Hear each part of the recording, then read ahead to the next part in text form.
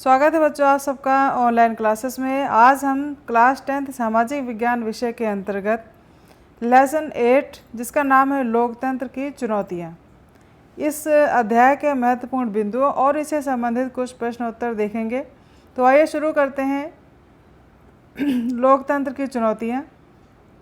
बच्चों आप सबको पता है कि हम लोकतांत्रिक देश में रहते हैं और लोकतांत्रिक देश में बहुत सारी ऐसी चुनौतियां हैं जिनका सामना करना पड़ता है। तो सबसे पहले हम देखेंगे कि चुनौती शब्द का क्या अर्थ है। चुनौती शब्द का अर्थ है, चुनौती उन मुश्किलों को कहते हैं जिन पर विजय पाना कठिन होता है, परंतु प्रयास करके उन पर विजय पाने के लिए कोशिश की जाती है ताकि आगे का मार्ग साफ बना रहे। हम आम तौर पर उन्हीं मुश्किलों को चुनौती कहते हैं जो महत्वपूर्ण तो हैं लेकिन जिन पर जीत हासिल की जा सकती है।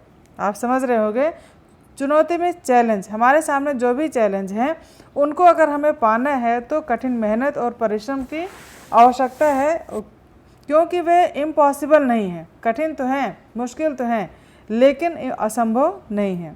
तो चुनौतियाँ क्या हैं? दुनिया के 1/4 हिस्से में अभी भी लोकतांत्रिक शासन व्यवस्था नहीं है। कुछ देश ऐसे हैं, आप देखिए जैसे कोरिया है, कोरिया में तानाशाही शासन चल रहा है, लेकिन हमारा देश ऐसा है जो कि लोकतांत्रिक देश है। तो जो देश दुनिया में बताया गया है कि जो लगभग 1/4 में अभी भी लोकतांत्रिक शासन व्यवस्था नहीं है, इन इलाकों में लोकतंत्र के लिए बहुत ही मुश्किल चुनौतियाँ होती हैं। इन देशों में लोकतांत्रिक सरकार गठित करने के लिए जरूरी बुनियादी आधार बनाने की चुनौती है। अब लोकतांत्रिक शासन क्या है, आपको बताया गया है पिछले अध्याय में भी कि लोकतंत्र क्या है, जनता के द्वारा जनता के लिए चुनी गई सरकार जो होती है और ये जो है जनता के हितों के ध्यान में रखते हुए जो शासन चलाया जाता है वो क्या है, लोकतंत्र है। तो कुछ देश ऐसे हैं जहाँ पर ऐसी व्यवस्था अभी भी कायम नहीं हुई हो सकी है। तो जो वहाँ की प्रजा है, जो वहाँ के लोग हैं, पब्लिक है, वहाँ के लोगों को अपना जीवन यापन के लिए, अपने आप को वहाँ सर्वाइव करने के लिए, विकास करने के लिए बहुत ही चैलेंज या चुनौतियों का सामना करना पड़ता है। तो इसके लिए क्या चाहिए, कुछ बुनियादी आधार बने हुए वहाँ के लिए चुनौतियाँ। पहला है, अधिकांश स्थापित लोकतांत्रिक व्यवस्थाओं के सामने अपने विस्तार की चुनौती है।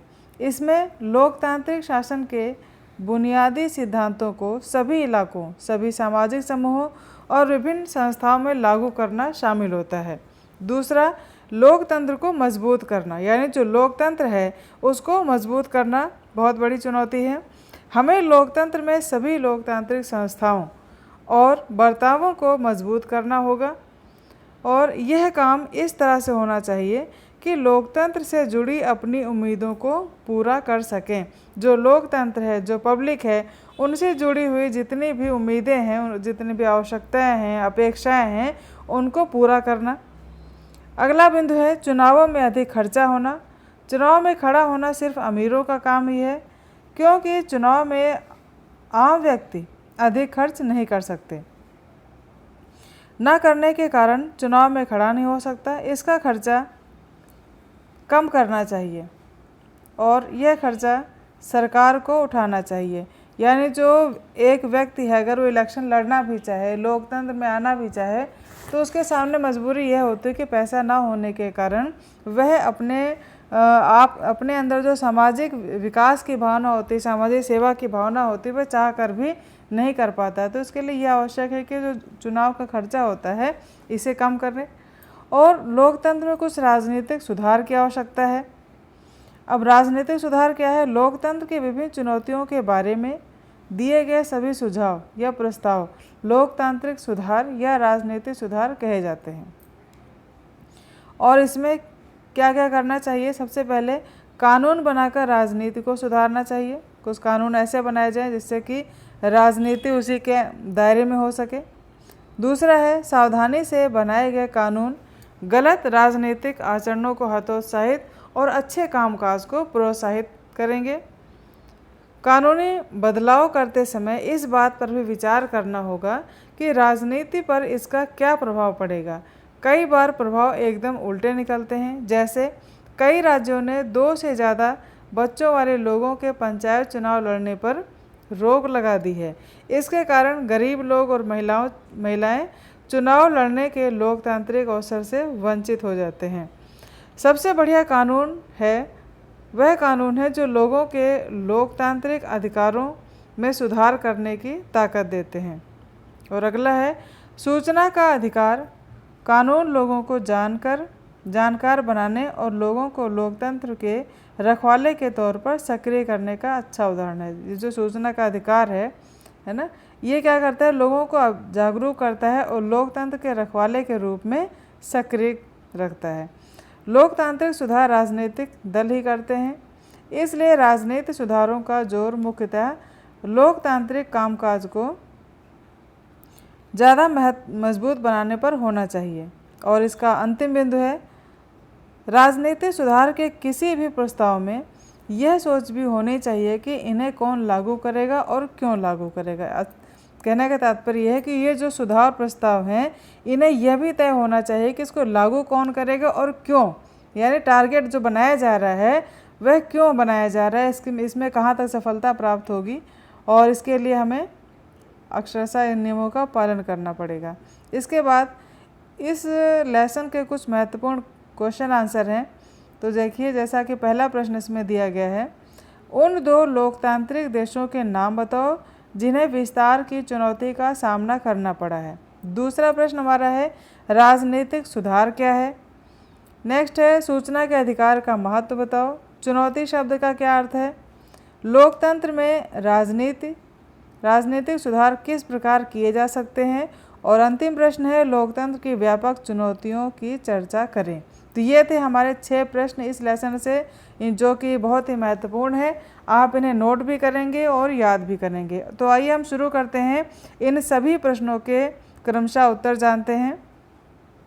तो देखिए, जैसा कि पहला प्रश्न आप देख रहे हैं कि 2 देशों के नाम पूछे गए हैं जिन्हें चुनौतियों का सामना करना पड़ा है। तो ये 2 देश हैं श्रीलंका और थाईलैंड। प्रश्न था उन 2 लोकतांत्रिक देशों के नाम बताइए जिन्हें विस्तार की चुनौती, यानी लोकतांत्रिक विस्तार करना था और उसके सामने कौन कौन सी चुनौतियां आई हैं जिसका उन्हें सामना करना पड़ा। ये 2 देश हैं श्रीलंका और थाईलैंड। हमारा दूसरा प्रश्न है राजनीतिक सुधार किसे कहते हैं। दूसरा है राजनीतिक सुधार क्या है। तो लोकतंत्र की चुनौतियों को मुख्यतः 3 भागों में बांटा जाता है। कौन कौन सी चुनौतियां हैं। पहली है बुनियादी चुनौती, दूसरा विस्तार संबंधी चुनौती और तीसरा है लोकतंत्र को गहरा और मजबूत करने की चुनौतियां। इन चुनौतियों को सुधारने के बारे में सभी सुझाव लोकतांत्रिक सुधार या राजनीतिक सुधार कहे जाते हैं। कहने का तात्पर्य यह है बच्चों, ये जो तीनों चुनौतियां हैं वो चाहे बुनियादी है और विस्तार से है और लोकतंत्र को मजबूत बनाने, ये 3 चुनौतियां हैं। इन तीनों ही चुनौतियों के सुधारने और इसमें और भी सुझाव से संबंधित जो भी सुधार हैं, और यह जो प्रक्रिया कहलाती है राजनीतिक सुधार। तीसरा प्रश्न हमारा था सूचना के अधिकार का महत्व बताइए। सूचना का अधिकार आप देखिए क्या है और इसका महत्व क्या है। सूचना का अधिकार कानून लोगों को जानकार बनाने और लोगों को लोकतंत्र में सक्रिय बनाने के लिए बनाया गया है। ठीक है। और चौथा प्रश्न हमारा था चुनौती शब्द का क्या अर्थ है। चुनौती उन मुश्किलों को कहते हैं, इसे आप ऊपर भी आपने इस महत्वपूर्ण बिंदु में देखा है। चुनौती उन मुश्किलों को कहते हैं जिन पर विजय पाना कठिन होता है, परंतु फिर भी प्रयत्न करके उन पर विजय पाने की कोशिश की जाती है ताकि आगे का मार्ग साफ बना रहे। पांचवा प्रश्न हमारा था लोकतंत्र में राजनीतिक सुधार किस प्रकार किए जा सकते हैं। तो लोकतंत्र में राजनीतिक सुधार निम्नलिखित तरीकों से किया जा सकते हैं। कुछ इसमें बिंदु दिए गए हैं। तो पहला है बुनियादी चुनौती। लोकतंत्र या विश्व के कुछ लोकतांत्रिक देशों जैसे सूडान, सोमालिया, क्यूबा आदि के सामने एक बड़ी प्रमुख समस्या है कि विश्व के 1/4 देशों में जहां लोकतांत्रिक व्यवस्था नहीं है वहां लोकतंत्र के लिए बुनियादी आधार बनाने की चुनौती है। कैसे वहां पर गैर लोकतांत्रिक सरकार या सैनिक सरकार को गिराया जा सके। यानी जो देश हैं जहाँ पर लोकतांत्रिक व्यवस्था नहीं है वहाँ पर क्या है, गैर लोकतांत्रिक सरकार है या तानाशाही सरकार है या सैनिक सरकार है। तो पहले क्या है, उस सरकार को वहाँ से हटाया जाए किसी भी तरह से, और इसके स्थान पर वहाँ एक कारगर और संप्रभु शासन व्यवस्था को स्थापित किया जाए। इसके लिए गहराई से सोचने और उचित प्रयास करने की, ये प्रेत लिखा है, उचित प्रयास करने की चुनौती है। और आगे है, सेना का सरकार पर नियंत्रण करने से रोका जाए। सेना का काम क्या है, सुरक्षा करना, तो ये अपना कार्य करे, शासन ना करे तभी अच्छा है। तो इसके लिए क्या करना है, सेना का सरकार पर नियंत्रण रोकना चाहिए। ठीक है। दूसरा है विस्तार की चुनौती। पहले ही हमारी थी बुनियादी चुनौती, और दूसरा है विस्तार की चुनौती। कुछ देशों जैसे श्रीलंका, थाईलैंड, मेहमान आदि में लोकतंत्र, ये मेहमान नहीं है, देश हो सकता है, जैसे कि देखिए पूरा सेंटेंस सही नहीं बन रहा है। विस्तार की चुनौती कुछ देशों जैसे, यहाँ होगा श्रीलंका, थाईलैंड, म्यांमार हो सकता है, म्यांमार या बर्मा आप कहते हैं, आदि में लोकतंत्र स्थापित है। ये जो मेहमान नहीं है, म्यांमार होगा बच्चों, आदि में लोकतंत्र स्थापित है, परंतु इनके सामने विस्तार की चुनौती है। बुनियादी लोकतांत्रिक सिद्धांतों को कैसे सभी इलाकों से भी सामाजिक समूहों, सभी प्रशासनिक इकाइयों तक पहुंचाया जाए।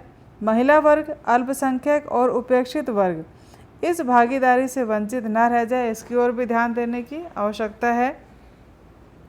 संघ की सभी इकाइयों के साथ निष्पक्षता और न्याय का व्यवहार होना चाहिए।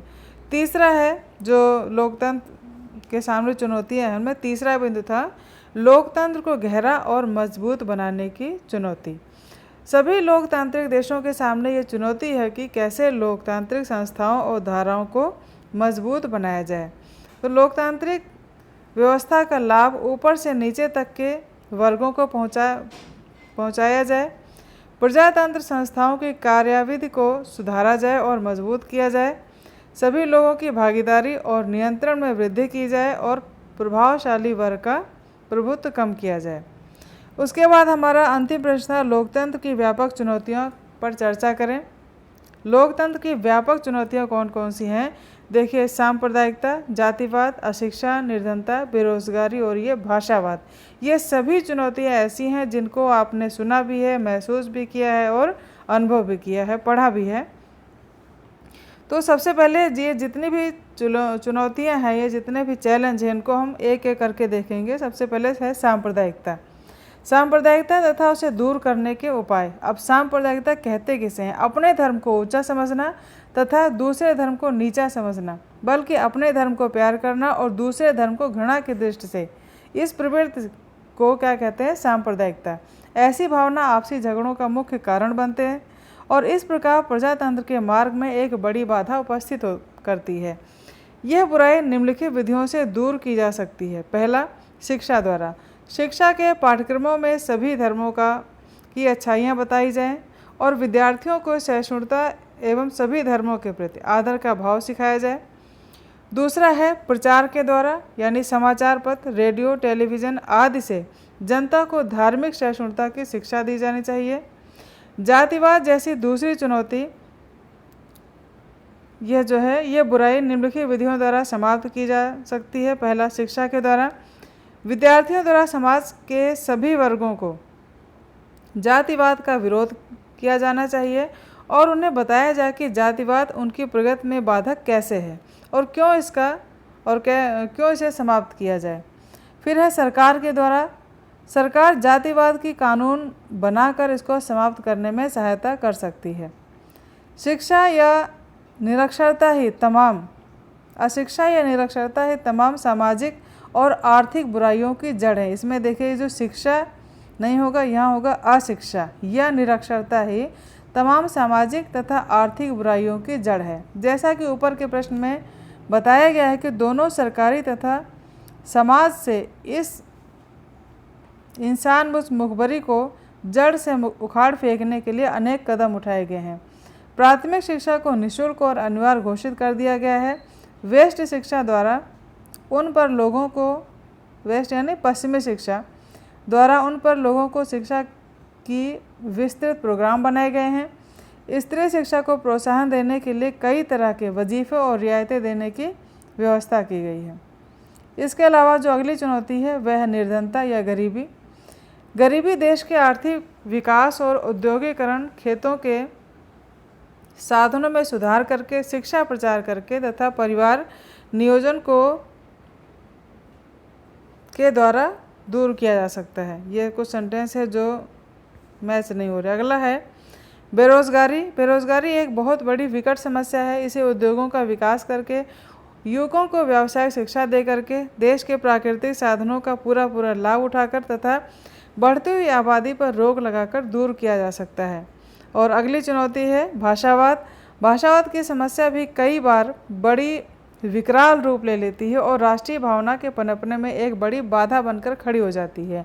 ऐसी समस्या एक दूसरे को अच्छी तरह से समझने, प्रचार द्वारा राष्ट्रीय भावनाओं को जागृत करने और आपसी मेल तथा जनसाधारण में शिक्षा का अधिक प्रचार करके दूर किया जा सकता है। तो यह था बच्चों हमारा नागरिक शास्त्र का अंतिम लेसन, लोकतंत्र की चुनौतियाँ, उसके महत्वपूर्ण बिंदु और संबंधित कुछ प्रश्न उत्तर।